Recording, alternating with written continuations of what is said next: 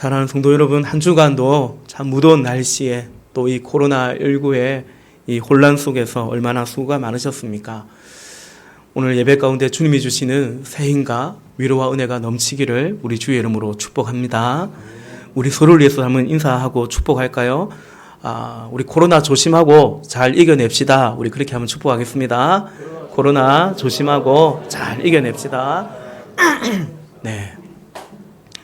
은행일치라는 말이 있죠.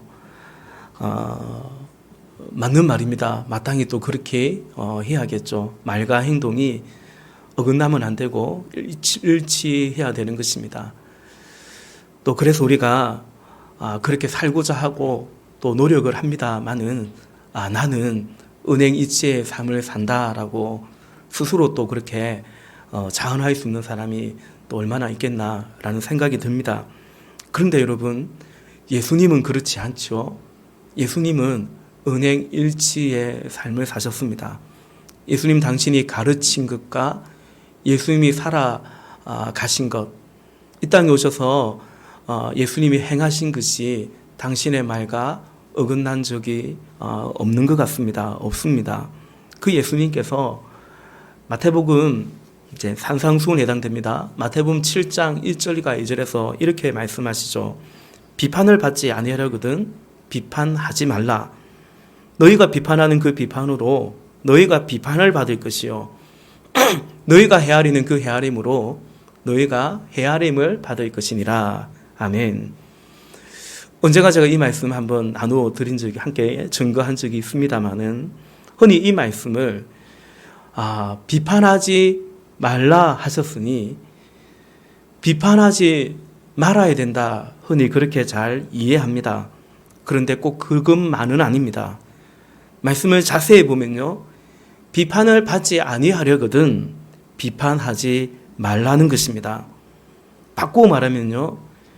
비판을 받을 각오를 하고서라도 필요하다면 비판을 하라는 말도 되는 것입니다. 왜냐하면 예수님께서 비판하셨습니다. 예수님이 그 바리새인과 서기관들, 제사장들, 장로들, 종교 지도자들을 비롯해서 때로 예수님이 분명히 꾸짖기도 하셨고 그리고 비판도 하셨습니다. 예수님이 비판하지 말라 해놓고 예수님은 비판했다면 그건 은행일치가 되지 않겠죠. 그러나 예수님 말씀 자체가 비판을 받을 각오를 해서라도 실제로 주님은 그래서 비판받으셨고 환난과 핍박을 십자가의 죽음을 당하셨지만 그러나 죄를 지적하고 비판하셨더랬습니다. 그것은 곧 비판을 받을 각오를 하고서라도 비판을 하라 이 말은 그 정도로 사랑하라는 것입니다.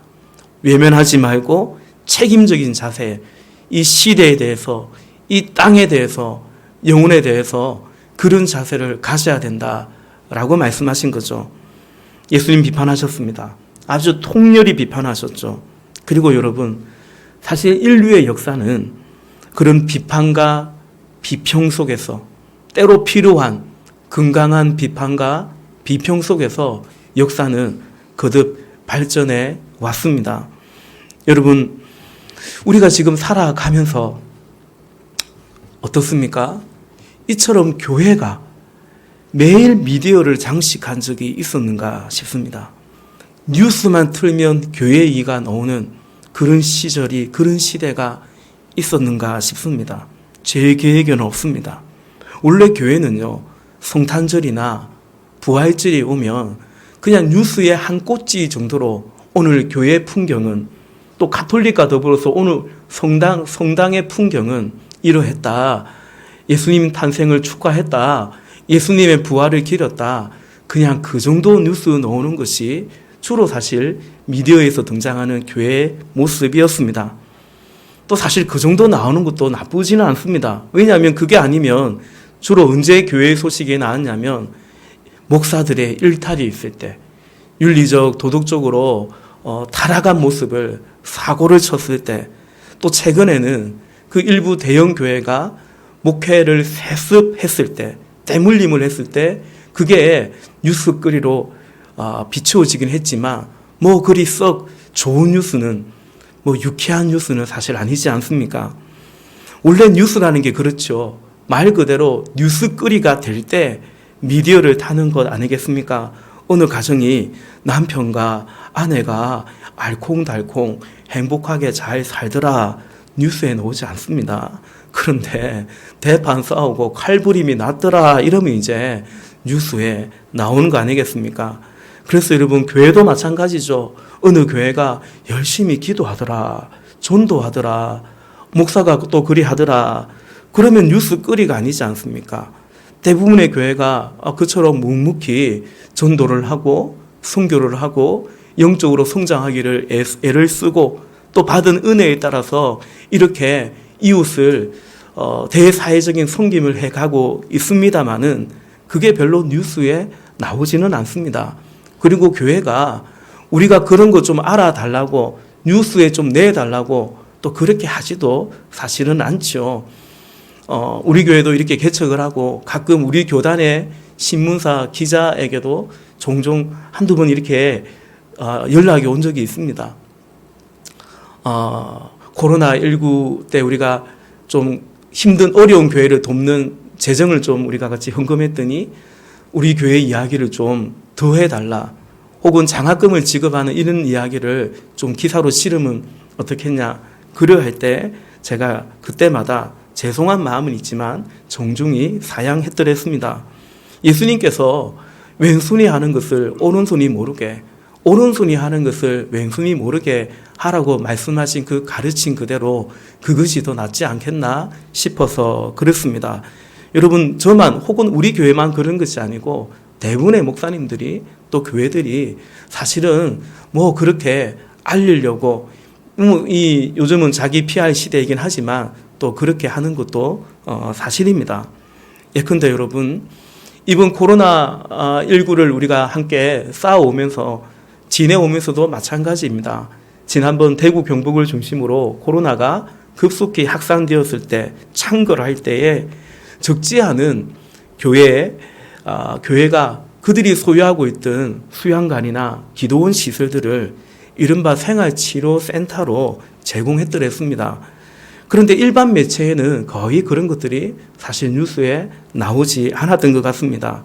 반대로 어느 기도원에서 이 상황에도 그래 집회를 하느냐 예배를 하느냐 그런 것만 뉴스에 잘 나오고 또 때리고 그런 것 같기도 합니다. 여러분 안타깝게도 이 코로나19 상황 속에서 그동안 교회에서 확진자가 심상치 않게 산발적으로 계속 나왔습니다. 저는 그에 대해서 아무래도 교회가 타 종교에 비해서 월등히 많거든요. 예컨대 서울시가 이제 대면에서 모이는 것을 금했을 때 불교나 가톨릭 시설은 수백 군데밖에 되지 않아도 교회는 아예 단위 자체가 다릅니다. 수천 군데의 집합소, 예배당이 있는 것을 보게 됩니다. 그러니 확률이거든요. 이 방역은 사실은 확률 게임이기 때문에 아무래도 확률적으로 제일 많으니까 그러니까 감염 확률도 사실은 높고 그리고 또 예배와 모임에 대한 어떤 신앙적인 열정도 제가 다른 종교인들을 비하하는 뜻이 아니라 우리 기독교 신자들만큼 모임 자체도 많고 예배도 많고 또 이렇게 모이기를 힘쓰는 그런 신앙심이 잘 없기 때문에 우리 그리스도인들이 갖고 있는 어떤 평소에 그 신앙의 발로이다 보니까 안타깝긴 했지만 확진자가 나와서 그에 대해서 제가 굳이 비판할 생각은 사실은 없습니다. 대신에 세상이 이에 대해서 뭐라고 하면 그냥 죄송합니다. 또 그냥 그러고 말아야 되지 않겠나. 굳이 뭐 퍼센트를 따지봐라. 비율을 따지봐라. 그래 세상에 대해서 얘기하는 것도 별로 지혜가 아니다. 저 개인적으로 그리 생각을 했습니다. 그런데 우리가 최근에 뉴스를 보고 있는 그 정강훈 목사가 담임하는 사랑제일교회의 모습은 사실은 이전부터 많이 달랐죠. 어쩌다 확진자가 나온 그런 교회와는 정말로 다릅니다. 더욱이 지난 토요일 8.15 광복절 집회에서의 보여준 한국교회의 모습 역시 우리 사회에 심각한 위협과 우려를 또 분노를 자아내고 있는 것이 분명합니다. 여러분, 우리나라가 당연히 마땅히 사상과 종교의 자유가 있고 또 나의 표현과 집회와 결사의 자유가 보장되어 있습니다. 그래서 저는 그 정강훈 씨를 비롯해서 강장에 모인 분들이 외치는 그 외침들, 예컨대 지금 현 정권을 비판하고 뭐 탄핵하자고 그렇게 외치는 것들에 대해서 제가 무슨 말을 하고 싶지는 않습니다. 그분들의 생각일 수 있죠. 그러나 사실은 솔직히 그럼에도 개인의 차원에서 그렇게 하는 것은 얼마든지 이해되지만 그것 역시도 교회의 이름으로 하나님의 이름으로 그렇게 하는 것에 대해서는 사실은 유감스럽기는 합니다. 그러나 그럼에도 거기까지도 그냥 그렇다고 치고 그러니까 이 귀한 예배 시간에 굳이 여러분 제가 그런 것에 대해서 말하고 싶지도 않고 말할 생각도 사실은 없었습니다. 그러나 온 국민이 함께 인내하면서 이 감염병과 싸우고 있는 것인데요. 여러분 전쟁이 왜 무섭습니까? 생명에 직접적인 위협이 되기 때문에 전쟁이 무서운 것인 것처럼 전염병도 사실은 그냥 경제적 위기 정도 그건 두 번째 문제고 사실은 생명의 위협이 되기 때문에 사실은 정말 전쟁과 같이 이 전염병과 싸워가고 있는데 이 시점에 복음 지침을 불복하고 우리 사회와 공동체의 생명과 안전을 위협하는 것은 결코 용납할 수 없는 것이고 게다가 그렇게 모였으면 이제 검사 받으라면 검사 받아야 될 것인데 물론 많은 분들은 검사를 받았지만 그것도 거부하고 거짓을 선동하는 것은 이건 종교를 넘어서 공동체와 이웃에 해악을 끼치는 엄정한 불법이고 불의인 것입니다. 저는 정강훈 씨를 비롯해서 그분들이 신앙적인 활동을 한다고 전혀 생각하지 않습니다. 엄연히 자신의 정치 활동을 하는 것인데 그것은 결코 신앙적인 활동이라고 보기에는 어려운 것입니다. 여러분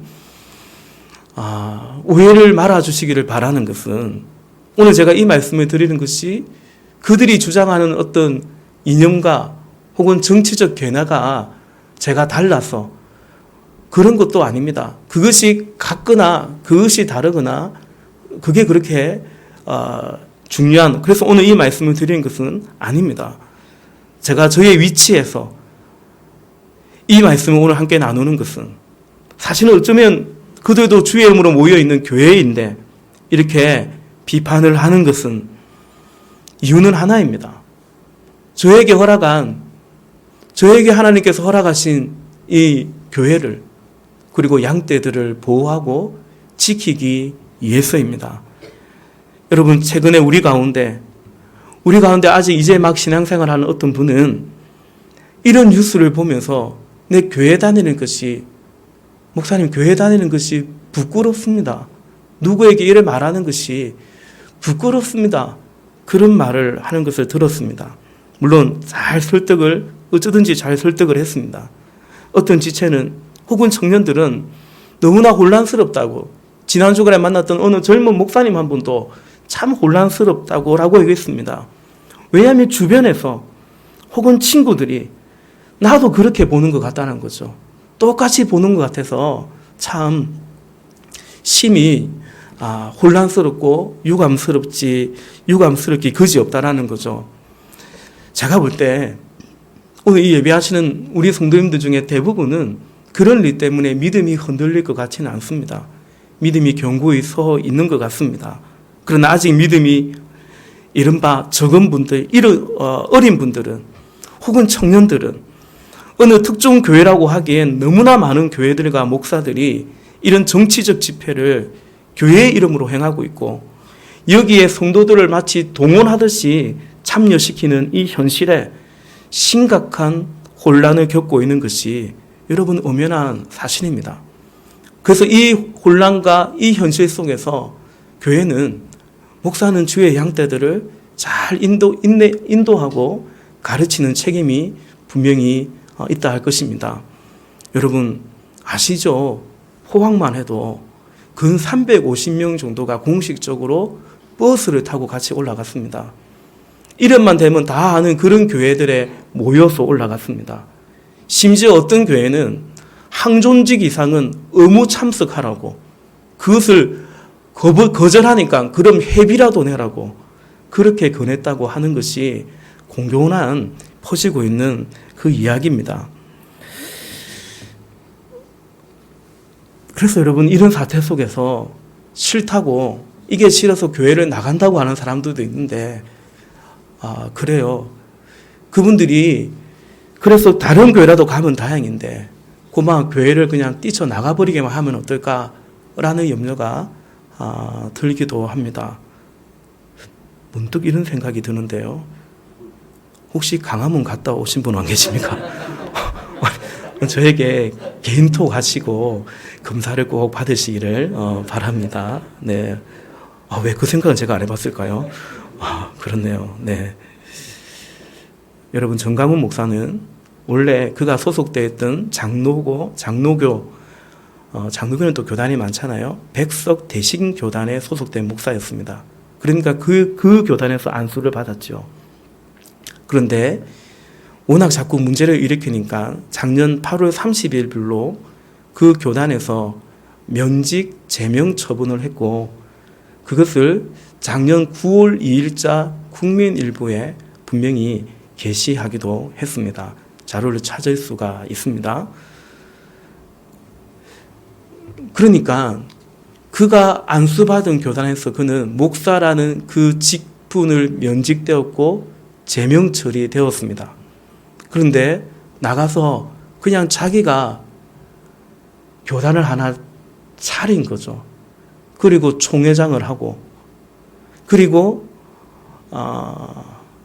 청교도 영성훈련이라는 또 그걸 이전부터 이분이 그런 걸 했는데, 자기가 원장으로 있으면서 작년부터는 뭘 하는지 아십니까?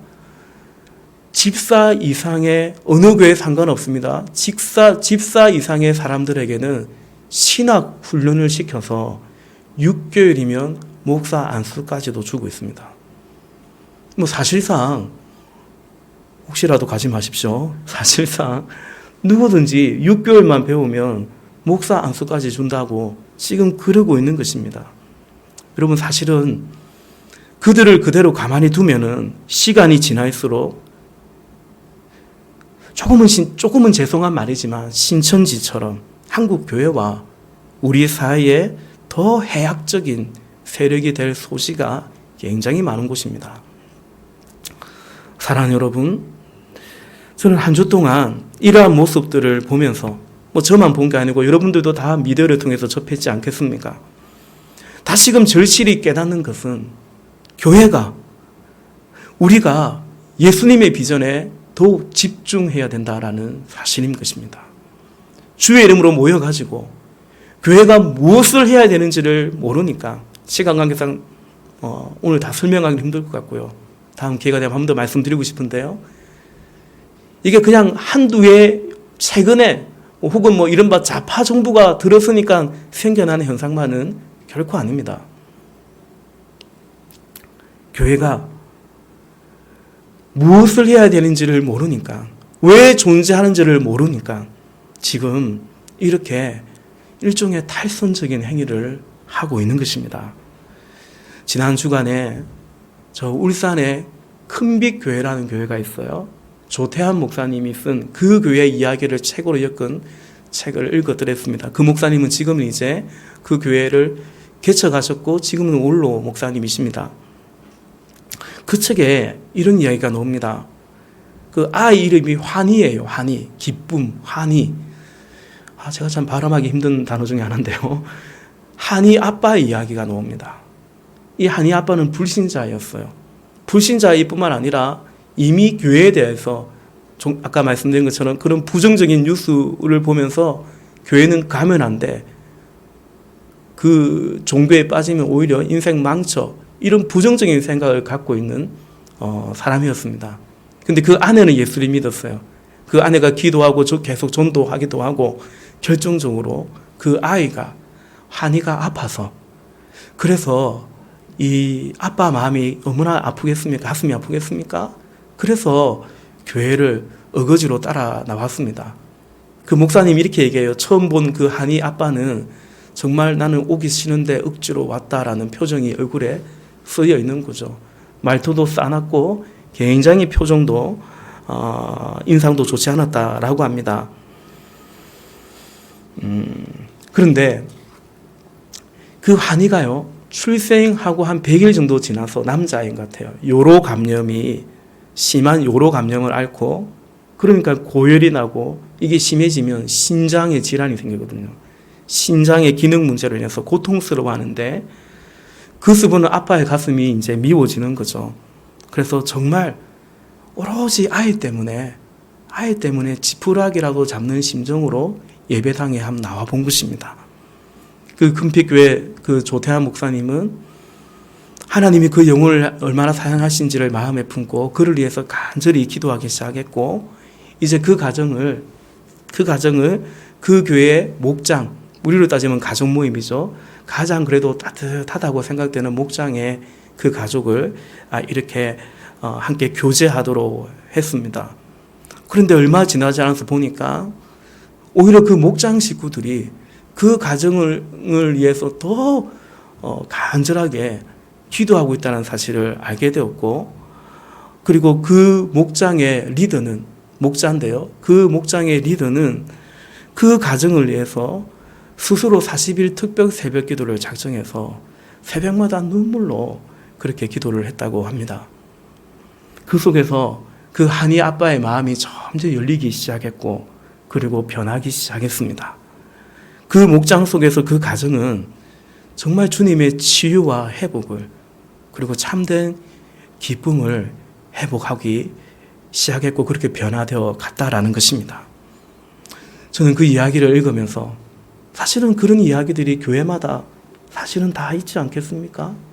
근데 저는 그 이야기를 읽으면서 참 마음이, 가슴이 뜨거웠습니다.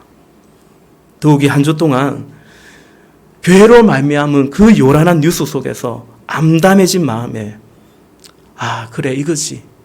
한 줄기 빛과 같은 새삼스럽게 분명한 깨달음으로 다가왔습니다. 말씀드린 것처럼 교회가 이 땅에 왜 존재하고, 교회가 함께 기도하고 힘을 모아서 어디에 마음을 쏟아야 되고 무엇을 해야 되는지를 새삼 더 깨닫게 되고, 이것을 정말로 망각해서는 안 된다라는 사실이죠.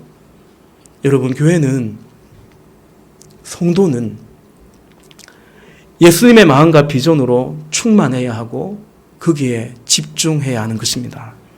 그것은 곧 생명을 살려내는 거죠. 영혼을 구원하고 함께 주의 제자가 되어가는 것입니다. 여러분, 영혼을 구원하고 주의 제자가 되어간다라는 그 예수님의 비전은 다시 말하면 곧 하나님 나라의 비전입니다. 왜냐하면 하나님 나라는 그처럼 사람을 살려내는 생명의 나라거든요.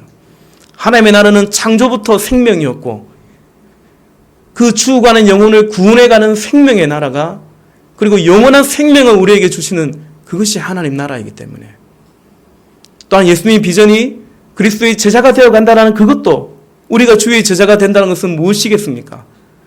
태초에 그 하나님의 형상을 회복해가는 것이기 때문에 그리스도의 제자가 되어간다는 그 역시도 하나님 나라의 비전인 것입니다. 여러분, 광고 때 말씀드린 것처럼 지금 우리 이 경북, 우리 지역과 강원도를 제외하고는 비대면으로, 온라인으로만 이제 예배해야 하는 그런 시점에 우리는 다다라 있습니다. 모르지요. 어쩌면 우리 이 지역도 다음 주일 되면 이렇게 모이지 못하고, 우리도 최소한의 예배를 준비하는 사람 외에는 20명 이상 넘어가면 안 된대요. 또 온라인 예배로 전환해야 될지도 사실은 모르겠습니다. 그걸 바란다는 것은 아니지만요. 그야말로 혼란과 재난의 이 시점에 저는 오늘 우리가 함께 읽은 로마서 1장의 이 본문 말씀을 통해서 몇 가지의 겉면의 말씀을 간략하게 전하고자 합니다. 첫째는 우리가 이 혼란과 재난의 이때에 우리가 어떤 믿음으로 무장해야 되는가? 첫째, 복음에 굳게 서서 복음의 능력을 믿어야 합니다. 이 어수선한 혼란 속에서도 우리는 결코 복음을 부끄러워하지 말아야 합니다. 본문 16절과 17절 말씀 다시 한번 같이 읽어볼까요? 로마서 1장 16절과 17절 같이 있습니다. 시작. 내가 복음을 부끄러워하지 아니하노니 이 복음은 모든 믿는 자에게 구원을 주시는 하나님의 능력이 됨이라. 먼저는 유대인에게요 그리고 헬라인에게로다. 복음에는 하나님의 의가 나타나서 믿음으로 믿음에 이르게 하나니 기록된 바 오직 의인은 믿음으로 말미암아 살리라 한가 같으니라. 아멘. 아멘. 여러분, 이 복음은 로마서 1장에서 이 복음이 바로 예수 그리스도라는 사실을 바울은 얘기합니다. 로마서 1장을 펼쳤으니까 로마서 1장 2절부터 4절까지 말씀 우리 또 같이 한번 볼까요? 로마서 1장 2절부터 4절입니다. 시작. 이 복음은 하나님이 선지자들을 통하여 그의 아들에 관하여 성경에 미리 약속하신 것이라. 그의 아들에 관하여 말하면 육신으로는 다윗의 혈통에 하셨고 성결의 영으로는 죽은 자들 가운데서 부활하사 능력으로 하나님의 아들로 선포되셨으니 곧 우리 주 예수 그리스도시니라. 아멘. 여러분, 제가 이 말씀 종종 드리지만 명제라 그러죠. A는 B다. 이런 명제가 있지 않습니까? 2절에서 이 복음은 그러고 말하면서 4절 끝에 가면 곧 예수 그리스도니라 라고 분명히 말하고 있습니다. 그 예수님은 선지자들을 통해서 성경에 미리 약속되신 분이고 그래서 육신으로는 다윗의 혈통으로 나셨고요. 또 영으로는 성결의 영으로는 죽은 자 가운데서 부활하셔서 하나님의 아들로 증거받으신 곧 우리 주 예수 그리스도 예수님이 복음이다. 우리를 구원하는 기쁨의 생명의 소식이다라는 것입니다. 그러므로 여러분, 이 복음에는 우리 예수님께는 하나님의 의가 나타나요. 그래서 우리를 어떻게 합니까? 죄에서 구원합니다. 이 복음은 그를 믿는 모든 자를 구원하시는 하나님의 능력이 되는 것입니다. 그가 헬라인이든 그가 야만인이든 그가 유대인이든 상관없이 그를 믿는 모든 자를 구원하는 하나님이 세상을 이처럼 사랑하사 독생자를 주셨으니 이는 그를 믿는 모든 자가 멸망당하지 않고 영생을 얻도록 하신 바로 이 복음은 예수 그리스도는 하나님의 능력입니다. 그러므로 여러분, 우리가 오늘 교회가 이렇게 세인들에게 비방거리가 되고 있다고 할지라도 물론 때로는 교회 입장에서 보면 솔직히 억울한 면이 없는 것은 아니다 할지라도 그러므로 여러분 우리는 복음을 부끄러워하지 이 예수님을 우리가 예수님을 믿는 주의 자녀라는 이 사실을 결코 부끄러워해서는 아니 된다라는 것입니다. 두 번째, 더 나아가 여러분 이 복음을 부끄러워하지 아니하고 그냥 그 정도가 아니라 더 나아가 우리는 복음 전도의 빚진 마음을 가지고 이 복음을 전해야 되는 것입니다. 본문 14절과 15절 또 같이 한번 읽어보겠습니다. 시작.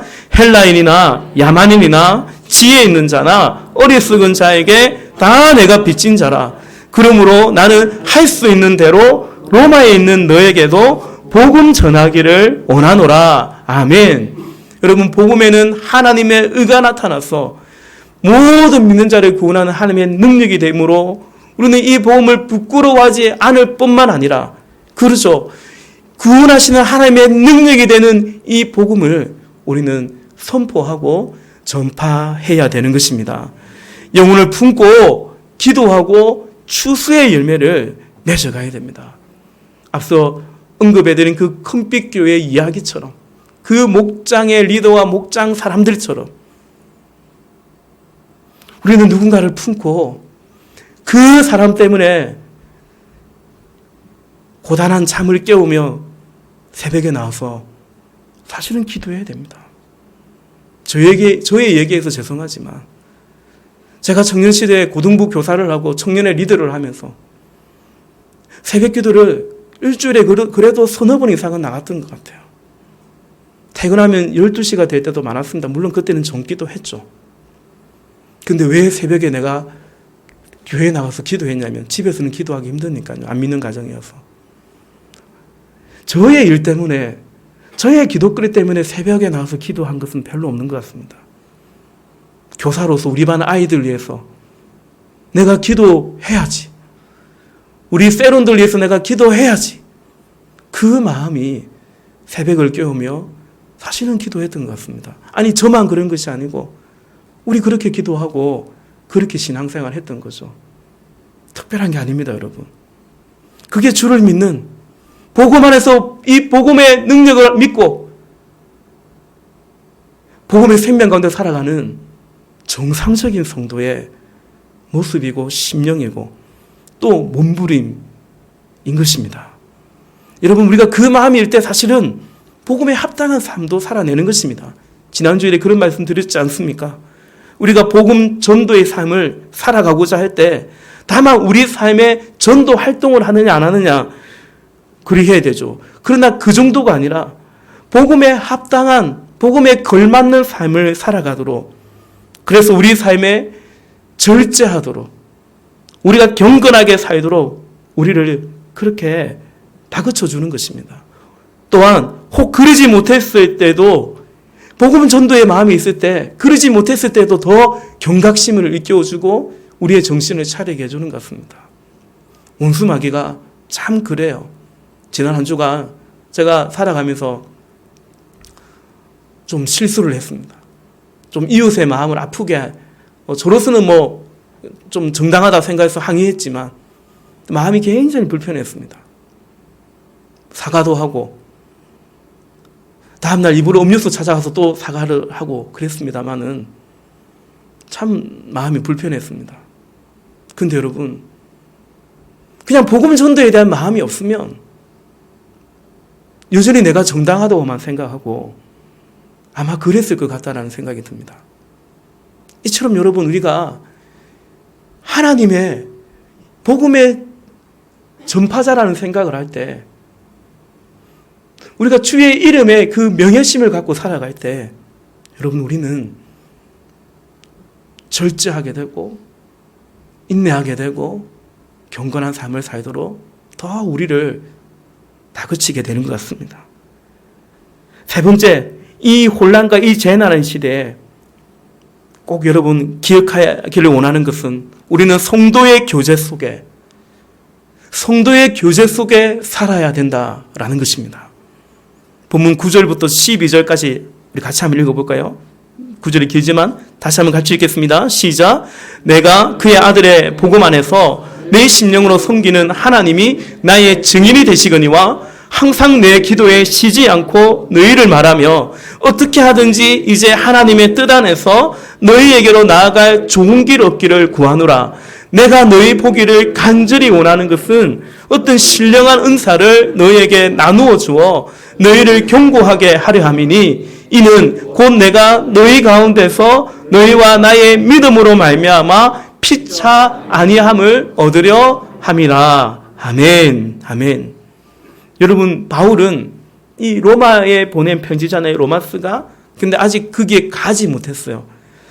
보통 바울이 쓴 그 서신들은 거의 다 바울이 직접 전도하고 개척해서, 그래서 바울과 이미 친분이 있는 그 교회에 편지를 보냈다고 한다면, 로마스는 바울이 아직 로마에 가보지 못한 상태에서, 그러나 이미 그 안에 주의 형제자매들이 모여 있었기 때문에, 그래서 아직 가보지는 못했지만, 성도들을 만나지는 못했지만 그렇게 만나고 싶었는데 13절 말씀 끝에 보면 지금까지 길이 막혔도다. 막혀서 못 갔어요. 그래서 우선은 이 편지를 보낸 거예요. 그게 로마서죠. 제가 종종 말씀드리지만 길이 막힌 것이 아니고 하나님의 섭리입니다. 그러니 로마서가 오늘 우리에게 주어졌잖아요. 사단이 막았지만 하나님의 지혜를 막지 못하죠. 여러분, 그렇지 않습니까? 하나님은 결국 합력하여 선을 이룬다는 사실을 저는 로마서를 읽을 때마다, 이 본문을 대할 때마다 우리 삶에 무엇인가 막히는 것 같지만 그게 결코 막히는 것이 아니다. 하나님은 합력하여 선을 이룬다는 사실을 언제나 묵상하게 됩니다. 바울은 오늘 본문 9절에 보니까 로마에 있는 성도들을 위해서 기도한답니다. 하나님이 증인이랍니다. 10절에서는 어떻게 하든지 늘 만나기를 진짜로 원한다 말합니다. 근데 왜 만나고 싶냐 하면 11절 말씀 보니까 어떤 신령한 은사를 나누어서 여러분들을 더 견고하게 세우고 싶어서이고, 또 12절 말씀에 보면 여러분과 나의 믿음으로 피차 서로 믿음 안에서 위로와 힘을 얻고 싶어서 라고 말씀하고 있습니다. 여러분, 우리가 지금 이 시점에 사실은 더더욱 그래야 됩니다. 저는 그 생각이 듭니다. 엉뚱한 생각일지 모르지만 기도하면서 계속 그 생각이 듭니다. 지금 코로나19에서 정말 어려운 건 뭡니까? 사실은 성도의 교제의 위기가 있습니다. 그리고 사실은 전도의 위기입니다. 근데 이 위기가 이 시대를 향한 하나님의 교회를 향한 성도를 향한 주님의 메시지가 아닐까라는 생각을 합니다. 그럼에도 우리가 전도해야라는 것이죠. 그럼에도 우리가 복음 수칙을 어기라는 말이 아니라 그럼에도 우리가 할 수 있는 대로 성도의 교제를 회복해야 된다라는 것입니다. 그것이 막혔다고 할지라도, 그래서 이렇게 편지를 보내어서라도, 우리가 서로 온라인을 통해서라도, 비대면을 통해서라도 여러분, 우리는 성도의 교제를 해야 됩니다. 그런데 그 만남은, 그 성도의 교제는 영적으로 유익한 교제여야 됩니다. 그러니까 신령한 은혜를 나누어 주고 결국 그 교제를 통해서 우리가 더 믿음에 견고하게 서가는 교제여야 되죠. 누구 험담만 하고 세상 얘기만 하고 괜히 만났다 이런 교제가 되면 절대 안 되는 겁니다. 두 번째, 그 교제 속에서 피차의 믿음 안에서 위로가 얻어져야 됩니다. 어느 한 사람은 계속 소진하고 섬기기만 하고 꼭 그런 것이 아니라 피차 기도하며 믿음 안에서 힘과 위로를 얻는 교제여야 됩니다. 최근에 서울의 수도권에 살고 있는 지체들 이렇게 교제하는 기회가 좀 있었는데요. 근데 두 지체 다 그 교회가 제가 아는 목사님, 또 제가 평소에 추천하는 목사님이기도 해요. 실제로 내가 추천해서 가기도 했고요. 근데 한 지체의 교회는 모이면 그렇게 부동산 얘기를 한다고 합니다. 그래, 이해는 됩니다. 수도권이 얼마나. 또 한 지체가 다니는, 지난주에 사실은 다녀왔는데요. 그 지체가 모이는 교회도 거기는 부동산 얘기는 하지 않고요. 모이면 그렇게 주식 얘기를 또 오래 한다고 합니다. 여러분, 할 수 있죠. 삶을 나누다 보면. 그죠? 부동산 얘기도 할 수 있고, 주식 얘기도 할 수 있습니다. 그게 우리의 삶의 일부이기도 하다면, 그죠? 근데 그 얘기만 해서는 안 되겠죠. 그러면 안 됩니다. 그래서 여러분, 성도가 모였다고 해서 무조건 성도의 교제가 아닙니다. 기도가 있고 그리움이 쌓이고, 그래서 만나면 영적 성장과 힘을 얻어야 되는 것입니다. 우리가 아직 서툴고 어쩌면 그런 마음도 우리 부족할 수 있습니다. 사실은 우리 지금 가정 모임에, 특히 우리 작년 가정 모임의 리더들은 따로 리더 모임도 거의 갖지 않았고, 제가 무슨 가르침이나 훈련을 시켜드리지도 못했습니다. 그럼에도 여러분, 우리가 오늘 이 말씀을 듣고서 우리는 기도하고 또 교제하기를 힘쓰고, 더 나아가 우리의 만남과 교제를 통해서 영적 성숙의 유익과 믿음 안에서의 위로와 격려를 얻어야 될 줄로 믿습니다. 여러분, 로마서를 기록하는 이때에 이 사람들이 예수를 믿는다라는 것은, 주로 시인한다는 것은 그곳에서 그 세상 사람들에게 조롱과 미움을, 환난과 핍박을 받을 대상이 된다는 것을 의미합니다. 그러므로 이들이 이처럼 서로 교제하지 않는다면 그런 세상에서 완전히 고립되는 거죠. 욕만 먹고 핍박만 받고 그냥 혼자 그것을 각자 도생하듯이 이겨내야 된다면 그는 그야말로 고립이고 합당하지 않겠죠. 어쩌면 지금도 마찬가지입니다. 교회가 이토록 세인들의 비방거리가 되는데 성도인 우리들이 서로에게 위로와 힘과 중보자가 되어야 합니다. 그리할 때 우리는 흔들리지 아니하고 복음을 부끄러워하지 아니하고 복음에 합당하게 살아가게 되는 것입니다. 말씀을 맺겠습니다. 예수님이 이 땅에 오셨을 때 사람들은, 아니 심지어 제자들까지도 그들이 원했던 예수님은, 그들이 원했던 예수님의 나라는 무엇인가 하면 그 제국을, 그 체제를 전복시키는 그런 예수님이기를, 그런 예수님의 나라이기를 사실은 원했습니다. 그러나 우리가 잘 알듯이 예수님은 그러지 않으셨습니다. 예수님은 십자가에 죽으셨습니다. 그런데 여러분, 어떻습니까? 빌립보서 2장에서 증거해주고 있는 것처럼 그 예수님은 모든 이름 위에 뛰어난 이름이 되셨고, 모든 무릎이 그 예수의 이름에 무릎을 꿇게 하셨고, 그를 시인하고 믿는 모든 자가 그 예수님을 주님으로 시인하도록 하신 것입니다. 지금도 마찬가지입니다. 오늘 예수를 믿는 우리가, 이 땅의 교회들이 이 제국을, 이 세상의 힘을 전복시켜야 된다고 성경은 말하고 있지 않습니다. 물론 당연히 불법과 불의에 대해서 역사 속에서 그랬듯이 우리가 필요하면 저항도 하고 항거도 해야 되겠습니다만은 분명 그렇습니다. 지금은 전염병이 온 세상을 두려움으로, 어려움으로 내몰고 있는 이때에 사랑하는 여러분, 우리는 예수님의 마음으로 이웃을 사랑해야 됩니다. 할 수 있다면 헌혈도 하시기 바랍니다. 종의 모습으로 믿음에 흔들리지 않는 자들로 살아야 합니다.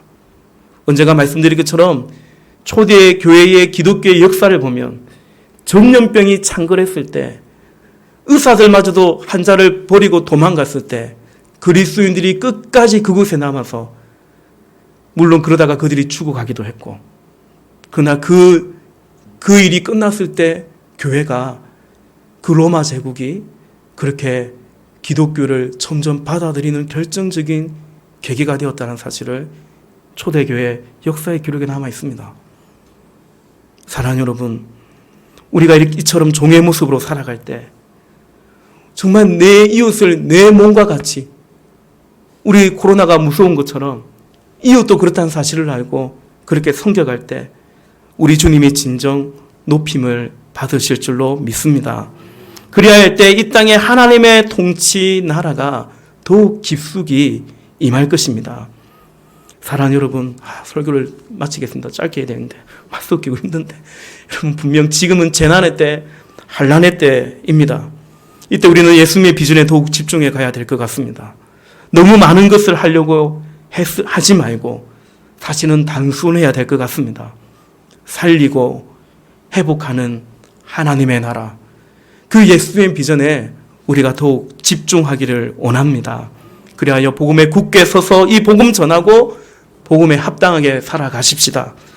그리고 우리의 교제가 더 깊어져 가기를 우리 함께 애써 가십시다. 여러분, 하나님의 그 은혜 안에서 오늘 이 말씀에 순종해 가시기를 주님의 이름으로 부탁을 드립니다. 기도하겠습니다.